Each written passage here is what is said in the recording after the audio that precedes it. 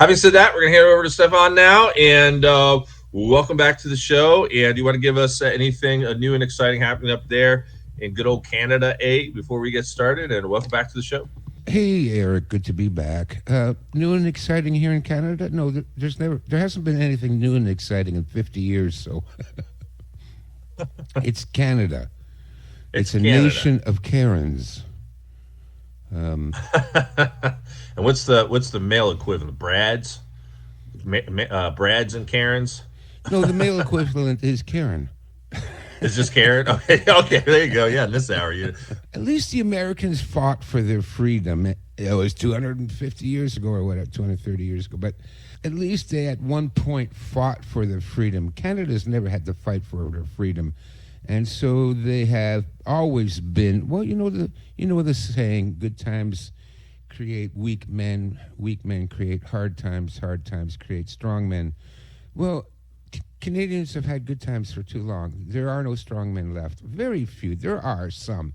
I know a couple, but generally speaking, we've had this twit, Justin Castro, running this country up. What do you think it would take? What do you think it would take for? I mean, do you think the trucker freedom rally thing will be the closest thing that you guys will get to like revolution or whatnot? I mean, a lot of people. I know we're going to get into this here in a little bit, but as a result of that FEMA fail with the whole Hurricane Helene thing, a lot more Americans saying, "Hey, I'm done with the IRS." There were in fact armed militias moving into that area, and I said on my shows that when we look back on it, that could be like the last straw that broke the camel's back, so to speak, in terms of potential revolution here. But what would it take for Canada? Is the trucker freedom thing the best thing you're going to have? I think so. That was a high point, and I really supported them. I was out on the side of the highway waving them on, and we were supporting them with donations. And look what happened to them. The government sent in the shock troops. And and then that little prick came on, that little twit. Justin came on TV and said, "Oh, they're all Nazis and racists," and that son of a bitch. Because I was there on the side of the highway with the Nazis and racists, and you know who they were? They were families, mom and pop and grandma and granddad, and they were farmers and people that worked for a living, blue collar work. Nobody was a Nazi. Nobody was a racist. It was just so disgusting. But that's the way the left always works. They're racist, and then that's all they have to do. They just have to call you a name, and then you're supposed to shut up. And no matter there's any evidence for racism or anything, of course not. We're Canadians. I wish Canadians were racist. I'm racist. But, meaning that... No, it's a fair point, Stefan. I've been mentioning this and just grind it into the head of my folks behind the paywall. Got to be careful what you're saying out there publicly. But I just keep reminding folks, we're already in a war. You're already in the war right now. And this is why I cover, prepping and survival as much as I do. We take a look at the poor people in Western Carolina and how quickly they got overrun. I sent you that video. I haven't gotten a full chance to look at it, but they're establishing FEMA camps in and around that those areas. Yeah. I mean, not that they weren't here already. We know that they were here, but they're very carefully now trying to add some more onto the thing. But like I said, we're in a war already, and if people don't understand that it's put up or shut up time. I don't know what to say at this point. Because we know this is only going to get worse. But go ahead, Stefan. I want to give you all the much time as possible here because I know you got a lot to get through. I got a lot to get through, yeah. Yeah, no, listen, I came out with a video 8 years ago that said that we are at war. And we have been at war for over 200, 300 years. This has been a slow burn.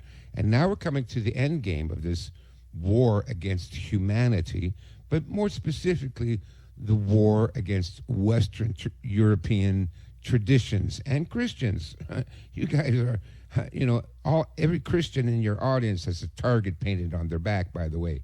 They're just waiting for the opportunity to start rounding you up and sending you to the forest to kneel before a massive open pit before they shoot you in the back of the head. Am I exaggerating? No, look what happened during Nope. the French Revolution. Look what happened during the Communist Revolution. Look what happened to the Chinese Revolution. Look what happened to the Cuban. Look, anytime the communists take power, that's what they do. They start murdering people by the millions, by the millions. And the first people they go for are people like us, Eric. Yeah. People that, we're public and we speak the truth and we don't capitulate to the evil forces that control this world. So you and I, we're on the red list. You know what the red list is, right? Yeah, the naughty list, Santa's naughty list, right? No, Yeah. and even beyond the communists too. I mean, with the Noahidas, with Israel and their genocide of Christian Palestinians, and in Lebanon, and then it's happened. I just did a report yesterday of a massive wipeout by some Islamic faction of a lot of Christians in, I think it might have been Africa or something like that. I don't know, Northern Africa or something like that. So it happens on a pretty much regular basis. Unfortunately, it doesn't get the coverage that it should. But we know, I mean, speaking as a Catholic, we know under the Jewish Antichrist, when the beast system rolls out, this is going to be the greatest persecution ever. And again, like you said, I mean, it's going to be us predominantly, but it's going to be all those who resist. It doesn't matter if you're a Christian or whatnot. If you don't bow down before this guy, he's coming for you, whether you're atheist, whether you're whatever religion of choice, if no religion at all, they're going to come for us all. You know what I mean? It ain't going to stop at just Christianity. Yeah, Um, this is a war against humanity, and I would say a war against life itself. I mean, with these chemtrails, I mean, it's not just, destroying our skies and destroying our health, but all the animals in the forest are breathing this stuff in. yeah, And bees. yeah, and the bees, and it's polluting the soil, all this aluminum in the soil, so that it's soon going to be almost impossible to grow a backyard garden because everything has been so poisoned. So you're poisoning the land, they're poisoning the water, they're poisoning the air, they're poisoning the animals, and they're poisoning the human beings. It's a war against life. But that's what these people are. They are anti-life, they're anti-liveliness, and that's why, they love ugliness and they love. Yeah, there was another article too, Stefan. I mean to cut you off. It was on LifeSite News talking about how Canada is close to basically formally caving in on euthanasia, like across the board. Ooh, yeah. Yeah. So that's another angle too. Got to get rid of the elderly, the young, and everyone in between. But yeah, I'll try to send you that article. I meant to send it to you last night actually, but it was a pretty big article on LifeSite News. But yeah, I mean, where do you want to go from here? I know we want to rehash the topic of Bugout bag. I know later today I want to go and reevaluate. I think I have 5 ready to go. Last Good. time I checked, yeah, 5 different ones, depending upon scenario and situation. But talk to us about the Bugout bag. Sure. Well, listen, we've all seen now what happened there in North Carolina in the Appalachians. And, when I tried to get into the United States there 3 years ago, before being rejected at the border, the place I was heading to was Boone, North Carolina, which is very close to Asheville. So, Yes, it is. but for the grace of God, I would have been caught in that disaster. Now, there's one thing I would never have guessed in moving to the Appalachians, and that is flooding. Right. Yeah. Who would have? I did. Yeah, I had one of my guests. Who was it yesterday that was bringing it up? One of my guests said they did research because a lot of people think it was geoengineered, which it probably was, but don't rule out something bigger and beyond that, if I can put it like that. But man, who was it? It was one of my guests yesterday. I don't think it was Peter McCullough, but someone said they went back in time and there was a similar one that happened in 1910. So there was some precedence like before, like geoengineering happened, or maybe it was 1810. It was like 100 or 200 years ago. So there was some precedence, but yeah, that's not at all normal. When you're thinking like, hey, I need to get off coastlines, got to get to low-lying areas. A lot of people are like, hey, I'm going to head to the mountains, kind of thing. As a matter of fact, one of our followers from years ago was up, I think it's in the Blue Mountains, it's called, up in North Carolina, because I remember passing through those when I used to live in Raleigh. I used to live in Raleigh, North Yeah, Carolina. that's Certainly closer to Tennessee, I think, isn't it? Yes. So, but yeah, you don't think that high up, that would be, an issue. And but I'm right there with you. I keep telling folks, keep your head on a swivel, especially if you're in and around farmland, because they know they want to take land. Oh yeah. And the other conspiracy is, of course, that's running through red states, people who would be, more conservative type. So I Yeah. don't know, there's all kinds of conspiracy there. Lithium, land grab, all kinds of stuff. I think it's all true too. Listen, they want to flush us out of the countryside. They hate that there's, all these small towns and independent farmers, and they're all trying to be self-sufficient, and they're not all locked up in some concrete box in the heart of the city. So they're trying to flush us out of the countryside because, well, who's out in the countryside? Mostly white Christian people. That's who's out in the countryside. Well, except now that they've been flying in Haitians and dumping them in every little small town. And same thing here in Canada. Every small town or small city near me is full of Indians, not Native American Indians. I mean, from India, the Pajeets. And they're being overwhelmed by it. And then, the government pays subsidies if you hire Pajeets. So Yep. when a And small bring them in too. there too? Yeah. Well, I mean, to bring them in too. I know within our city, there's a kind of an uproar because we're close to that Springfield, Ohio, the one that was all on Bribort and all that stuff. Matter of fact, one of our sponsors, Kathleen Loney, lives there, and she says it's even far worse than what they're saying, and she's Of obviously course. trying to move Of out. course it's She's far trying to move worse. out of that area. But that's basically what they're saying is like to bring in these Haitians or whatever other groups, the city will actually get paid. And like our city was actually kind of contemplating and got pushback from the conservatives here. Like you do that stuff and you're gonna have, there's gonna be issues. you start doing that here. So Yeah.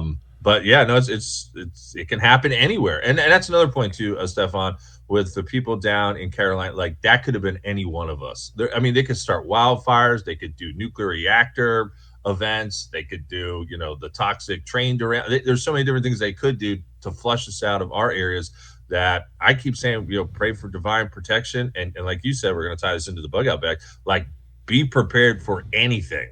Like, Yeah. be prepared within an hour to have to go somewhere.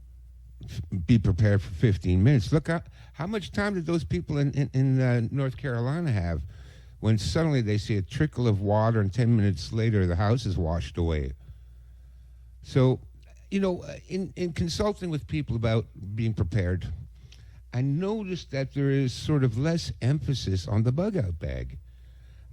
People feel like we're over it now. We don't really, there's not a threat now that I need to get a bug out bag. But actually, that's not true. You do need a bug out bag. So let me advise everybody. Remember last month we talked about checking your preps, that we do that 4 times a year at the equinox and the solstice. Those are, natural markers in time that I say, well, it's the solstice. Let's recharge the batteries. Let's check our food supplies. Let's update our medical kits. So we did that last month. We talked about that last month. But now today, let's talk about updating your bug out bag, because we can see now how a bug out bag, had everyone had one prepared, would have saved a lot of lives. Because again, they didn't have time to pack up anything. Like I said, I saw the videos. There it's a trickle of water. What's that coming down the mountain? Oh, it's a little trickle of water. 10 minutes later, it's a landslide. It takes the cars out. It takes the buildings out. And, Yep. They had, 10, 15 minutes to react to it. So that's why you need the bug out bag. It needs to be fully stocked. So minimum 3 days worth of food in the bug out bag, okay? Get some powdered soup, some powdered coffee, and powdered hot chocolate, and, get an alcohol burning stove so that you can heat it all up. And make sure you have, a poncho for the rain, for the weather, and make sure you have shelter materials. And I use a bivy bag and a tarp. That's my setup because it's light, lighter than carrying a tent around, unless you want to spend $400 for a tent. But have everything in there that you need so that if you did have to leave, you can live comfortably for 3 days and uncomfortably for a week.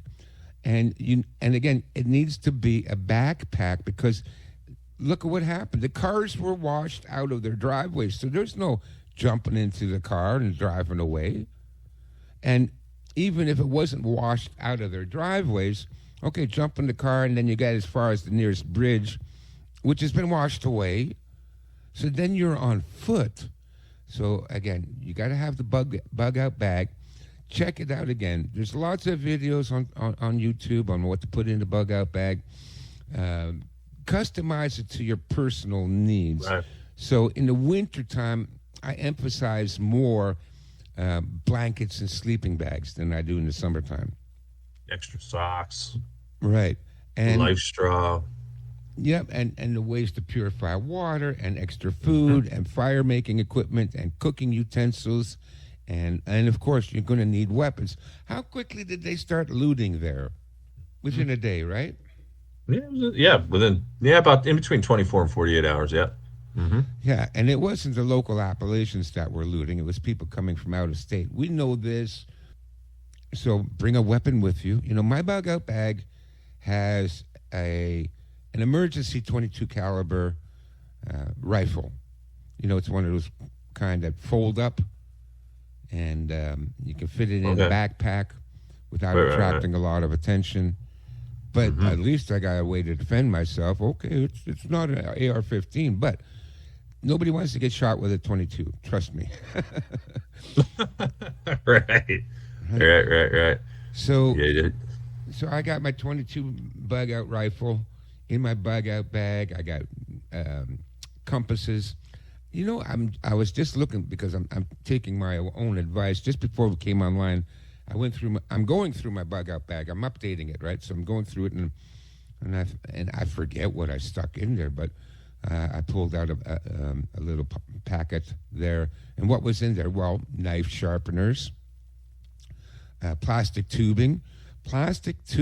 Clear plastic tubing is great because you can siphon drinking water with, or if you need to, you can siphon gasoline. The other thing that was in there was knife sharpeners. I got 3 knife sharpeners in this little kit. And the other thing I found that I forgot I even had was a flare gun. One of those little pencil. Yeah. Mm-hmm. You know, the kind of looks, it's the size of a pencil. And, you pull back. Yeah, that's a good one, too. Huh? I forgot about compass. I just wrote that down. I don't have a compass now that I think about it. I need to get online and get a compass. I've got 2 compasses. Yep. Yeah. So compass and the flare gun. I don't know what I'm going to use the flare gun for, but it's small and light and tiny, and it fits in this little pouch that goes in my bug out bag. Also, some playing cards, a deck of cards. Oh yeah, for sure. Yeah, got to keep your mind busy. What about like? I don't even know how small they get. I mean, I have a few decent sized machetes, but like to cut down trees if needed. Well, not only for firewood, but I'm thinking to like clear out an area to walk. I mean, do they sell smaller machetes? Or are they all kind of standard size?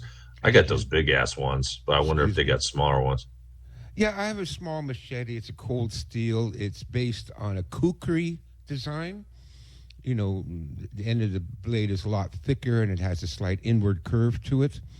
And I've experimented with that, and I find machetes and like this kukri thing useless. They're useless. Oh, okay. Yeah, no, they're not good for cutting wood. Yeah, you can cut wood with, but you just got to sit there and chop and chop and chop and chop and chop. Better is a hatchet. Hatchet, you can actually take down trees. You can split firewood. Try and split firewood with a machete. It just gets stuck in the stump.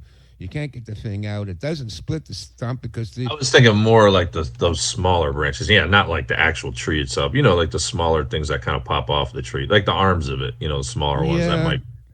Well, you know what I mean, just to get it started, like kindling. A lot of time, and I've never had a problem. Like, I mean, maybe in the rainforest or a mango grove or something like that. Right, where it's raining. Yeah, where you got to chop your way through the bush. But with most of the time when I've been in a thick bush like that, I just push through the branches. Little axe too, maybe. They sell smaller axes. A hatchet. The axe is good, but it's heavy. It's too heavy. So a Yeah. hatchet, and you can carry that on your belt loop, right? So it's not weighing you down in the backpack. But I would prefer. I've tried them all now, and my choice is a hatchet, not a machete, because okay, machete might be better for hacking through branches. If, but what are you doing Backup going through weapon. the woods like that? You're not going through the woods like that, right? Right, right, right, Everywhere you right. go in the forest, there are game trails that you can easily walk, and that you're not going to get these branches in your face. So, plan your way through the forest.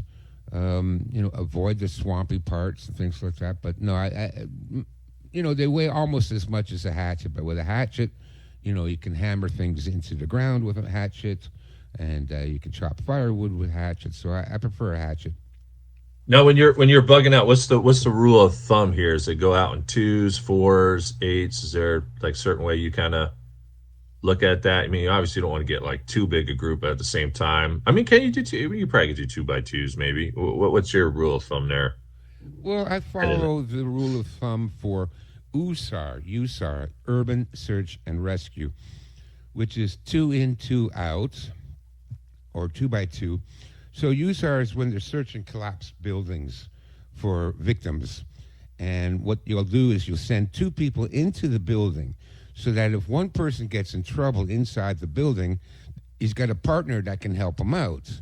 But if they both get trapped in the building, you got two partners on the outside ready to come in and rescue. So I like personally two by two. I was talking to one of my clients just the other day about this because she's trying to put together a team, a community to work together during shit hits the fan. And she's a great woman. She lives in Tampa, wonderful woman. Yeah, she's got an AR-15. She sleeps with a Beretta 92 under the pillow. Smart girl. What? But why? Because she says that Tampa's full of crime now. I was telling right. her like Hmm. the best. Start with one other person. Now, when you have two people, you have what's called a fire team. Okay, and hopefully you'll both have firearms and take some training as a two-man fire team, how to advance, how to retreat. It's pretty simple stuff, right? One guy lays down cover fire while the second person retreats, goes back 20 feet, hides behind a tree or a rock, and then they lay down fire while you go back 20 feet beyond them, get behind a rock or a tree, then you lay down fire, and so on. So it's like a relay race. One person is always laying down fire or a cover fire, or if you're not shooting at somebody, at least you get your eyes open in case somebody Yeah. is following you. And then that's the way to escape. And the same way for advancing. You're advancing into territory that might be hostile. You have one guy up in front, and they're scouting it out. If they encounter resistance or hostile activities, they start laying down fire, and then you come up behind them, get ahead of them, and you start laying down fire. So a two-man fire team is the minimum you should have, and I would apply that to bugging out as well. Now, the next step up from that is the four-man team. A four-man team is a squad, and a squad is the most effective fighting unit in any military. Every military guy will tell you this. You know, my book was adapted. My book, The 36 Strategies, was incorporated in a series of books written by H. John Poole, who is a former Marine colonel who wrote numerous books on small unit tactics and urban guerrilla tactics. Great books. He recommends the squad as well because a squad Okay. is fast, it's light, it's silent, it's low profile. Four men, right? Four men keeping it low and quiet, running through the woods, and again, using the same two-man fire team tactics, except now instead of one person laying down cover fire, you got two people laying down cover fire. But a four-man team, a squad, that is your best unit. And again, the four-man team is what they use in urban search and rescue. So that's what I would say for bugging out. Get three people with you, then do it that way. Well, yeah, I mean, so you might not be able to determine if it happens that fast. I mean, who knows? The people that you want in your team could be in another state, or not home from I work. I know. mean, there's so many different scenarios there. But what about this for your bug out bag? I know wintertime a little bit different, but it kind of is a rule of thumb there. With like having like anti bug spray. Are you a big anti bug spray a person? And then like first aid stuff, antiseptic, have a little band aids, maybe suture kit, stuff like that. Oh yeah, you got to have a good first aid kit. The more the better. I don't have a suture kit in my bug out bag. I do in my medical bag. And if I can, if I can get all that in a vehicle that hasn't been washed down the river, then I would put my bug out bag in there, plus my communications bag, plus my medical kit. That would all go in my car. Bring a Baofeng walkie-talkie. They're tiny. They're cheap to buy. They're like $65 on Amazon, and at least you have some form of communication. 5 watts doesn't cover a great distance, but something is better than nothing. And also, remember, you can hear things from further away. Now, it's recommended that you find an improvement to the antenna for the Baofeng, so you can increase your reception and transmission by having a slightly upgraded antenna, and you can actually just make your own antenna from stuff you have laying around in the garage. Look it up. It's pretty easy to improvise a better antenna. So yeah, a Baofeng radio is a good thing to have. Yeah, that's what I would say. So make sure your bug out bag, and it's got to be ready to go. You don't, as we've seen again and again, it can happen so fast. It can happen so fast. So you don't have time to run around and get anything else. So you got to pick up the bag, put it over your shoulders, and get out of the house. Boom. And then you got to have a bug out plan too. So if you were trapped there in western North Carolina, you got to go uphill. You got to go up the mountain further, right? Make sure you've got a plan of how to get further up above the flooding. Good chance that you're just going to have to walk it. So the other thing too, folks, is have a good walk every day. 20 minutes every day. Go for a walk. Physical fitness, absolutely. I keep harping on that, even for the ladies too. It's not just about the guys too. The ladies got to, keep that cardio going. I know I try to get out there in recent times. It's been pretty warm. Like today's gonna be in the 80s for late October, which is a bit unusual here for the Ohio Valley area. I've already been out for a few walks with the dogs, but yeah, trying to get back into working out a little bit more. I've been pretty bad with that over the last 3 years, but I got to get back to working out, not necessarily to, for egotistical purposes, but just to make sure like all my body parts are as strong as they could possibly be.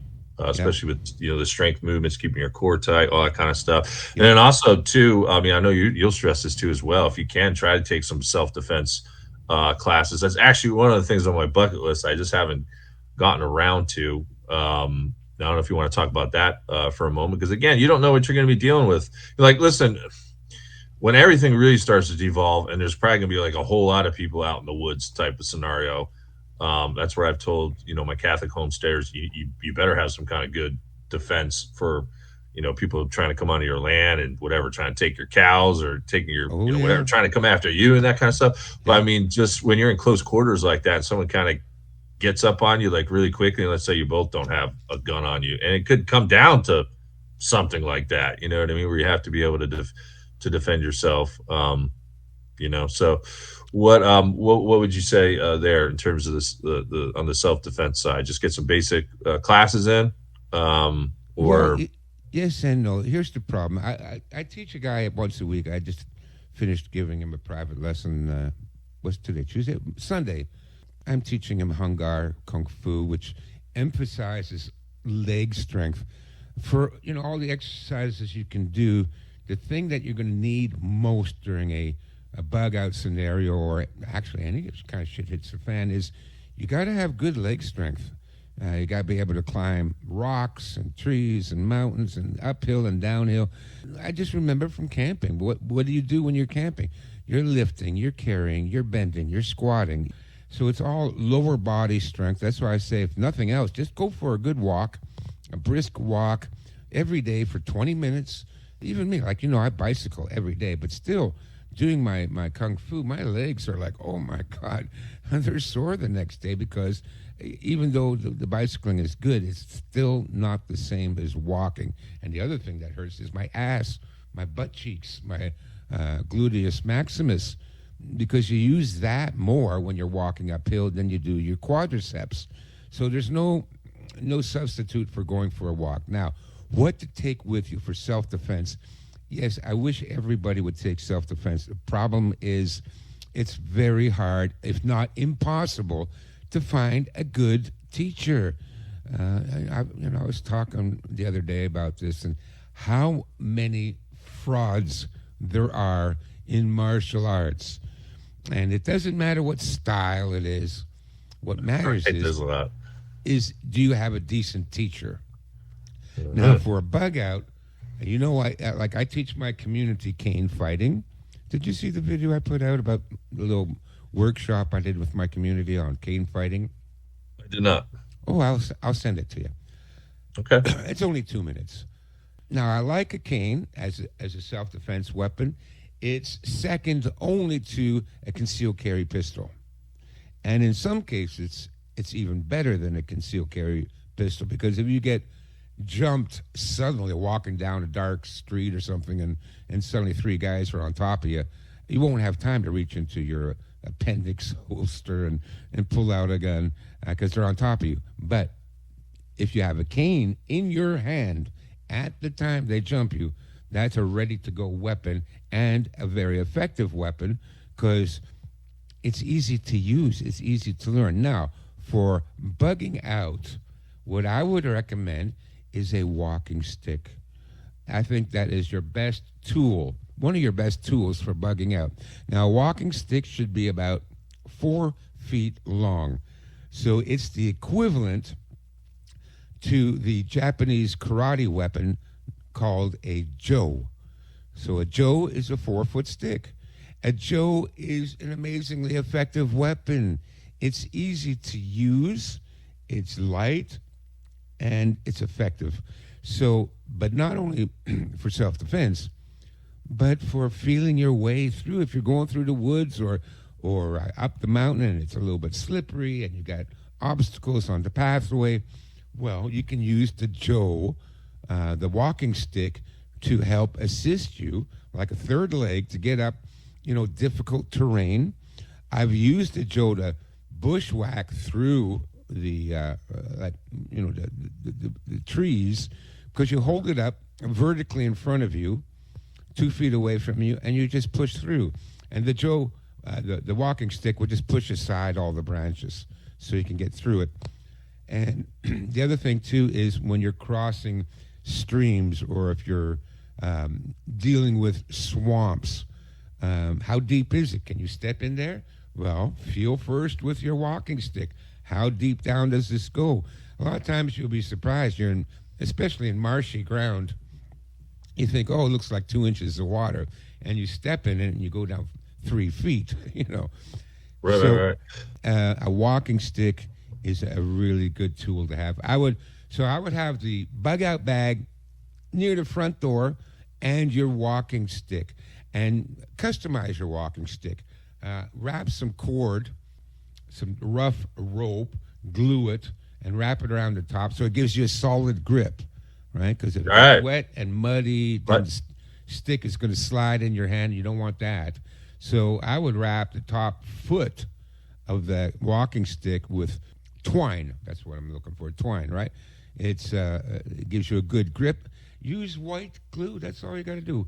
Spread white glue over the top foot of your walking stick and wrap, like 1/8 of an inch thick twine around it, and then you've got a solid grip on that walking stick. Yeah. Now we only got a few minutes left here, Stefan. I want to extend the show like less than 5 minutes. We got in between 3 and 5 minutes. Yeah. Let's wrap it up. But yeah, or you could do the advanced stick. Nealon from The Walking Dead. Remember, he had that stick with like the spikes coming out of it that he used to he was beating No, down people with. You that can, was a I'm just kidding. baseball I bat know. wrapped in barbed wire. Oh, it was a baseball bat. You're right. You're right. You're right. Correct. You corrected me. Yeah, not a good weapon, not a good Yeah, not a tool. good weapon. I was being sarcastic. But the last two areas here, maybe we can pick up on this next month too. It'll be a little segue to next show. A point to be made: Cuba just went full dark. Their whole country went down. Remember, it was Ecuador like some months ago. Now it's Cuba. We know at some point we're going to go down. You guys will go down. It'll probably, I'm not expecting like 6 months to a year kind of thing. I could be wrong, but it'll definitely be sometime either couple weeks or maybe a month or two or something like that. But they definitely want to bring the power grid down here in the West. So Sure. start simulating like right now as best you can, especially on the weekends. Most people work, Monday through Friday. So on the weekends, what life's going to be without electricity, especially on the food side. Like how are you going to do the water thing? I wanted to get you to talk about that, and then we've got to for like 2 minutes talk about reassessing potential dangers and problems. Although we're probably just going to we'll probably just leave it there and we'll pick up maybe next month with that Well, let's area. pick But it up the next month. So let me give you a couple of quick bullet points, and then we'll call it a day. First of all, reassess the dangers in your environment. See, I would never have guessed that Northern California, Ashland, North Carolina, would be subject to floods. So now we've been warned, okay? So reassess your area. Wildfires, flooding, because, with the energy-directed weapons, they're setting fire to everything now. So don't think just because don't usually have forest fires doesn't blue mean they're rooftops, not, right? huh? You got to do the blue rooftops. Remember the blue like refracts Yeah, like the blue that energy. rooftop. Everyone's got to go out and get the blue rooftops going. Yep. Yeah. So, look at your environment. And finally, also, the other threat we haven't ever covered because you and I, we live, kind of in the Midwest here, really, right? I'm just north of you in Ohio. Yeah, probably straight north. Yeah. Earthquakes. We haven't had them, but that doesn't mean we won't have them. For So sure. what if there's an earthquake and all these buildings suddenly collapse? And remember, when these buildings collapse, they'll set on fire. And so Yeah, absolutely. And then the factor madness that behind into it. your bug out plan too. If there's an earthquake, so factor in floods, fires, earthquakes. Nuclear reactors too. That's going to be a big one that a lot of people are talking about. I'm telling you, that might even be the next more major event. Like Russia's going to be blamed on something with the our nuclear reactors, and there's going to be like 3 Mile Isle events where there's going to be evacuations. I'm telling you, the guy that got deemed to be the Antichrist keeps talking about them, and it more so pops up in Europe, but I'm thinking it's going to come here to the West here soon. Sure. Putin's targeting whatever in the Pittsburgh area, and like, what I mean? Because they're already saying Iran's targeting water treatment facility plants. Like we've been getting that angle. In the nuclear reactor, as you know, I don't know what the protocol is, but I think it's like within a 20 to 30-minute range. They'll try to evacuate people, something like that, from my research. But I mean, you got to keep your head on a swivel with that because you could be seeing the police state rolling through trying to evacuate And everyone the other quickly. thing too, here in town we have a railway line, and it's a very busy railway line. We've got huge trains coming through every hour. Now, what if we had something like happened there at Like we had in East Palestine. Yeah. East Palestine, right? That was like an hour north of me. Yeah. Yep. So if one of these big trails, and it's all tanker cars on those trains, anyways, because I know I go into town, I have to wait for the train to pass by. These things are miles long, and it's all tanker cars. Who knows what's in them? Now, if that were to derail, everybody in town would have to get out. Everybody in town would have to get out. Oh, absolutely. Yep. Just like what happened in East Palestine. All right, buddy. We only got like 30, 60 seconds left here. Shameless self-promotion time. What can we help you promote? Okay, go to chinastrategies.com. That's one word, China Strategies. I named it after my first book, so it has nothing to do with China. I'm not a communist, and it's got nothing to do with mainland China. Go to the tab that says consultation, because we're near the end game now. So let's make sure that you're up to speed on all the things that you need to be up to speed on. Book a 2-hour consultation with me. I go over everything that you need to know to survive, what to get ready, what to prep, what's your priority, what's your bug out bag, what's your location, and who is your team, and who are the people around you. And book a consultation, chinastrategies.com, consultation. And finally, the last thing I want to say is make sure you know people around you, okay? Because we've seen now, have you learned the lesson yet? The government will do nothing to help you. Nothing. The government is the only purpose of our government at this stage in history is to kill you. That's all they care about. They want to kill you. Everything the government does from this point on and for the last 10 years is designed to kill you. So and who was the people that saved people in North Carolina? Your fellow neighbors. Right. Yeah, so, and keep in mind the Deagle report too. By year's end 2025, they want to reduce our population by basically 2/3. So you're talking like, what was that 14 months, 13, 14 months? I mean, think about it. That's crazy. That's a crazy number. It sounds like almost laughable, but who knows? Few more of these kind of disasters, and a little pandemic mixed in there, a little war, a little nuclear war. I mean, whatever. I mean, it can get the numbers down pretty quickly. Yeah, it's a full spectrum attack, right? It's the I can't say the word because I already got a strike on YouTube. It might even be poisoning the water. There's something going on with the water. Oh yeah, they're definitely going to target water too. Yeah, for sure. So they're trying to kill us, and so just be prepared. But be prepared. Get some people together on your side because that's the only ones that are going to help you at this point. We're in it by ourselves. Rally with your neighbors. Talk to the other people at your church. Get together with fellow Christians and say, look, everybody got a Baofeng? We all tune into this station? Okay, ready to go. Yeah.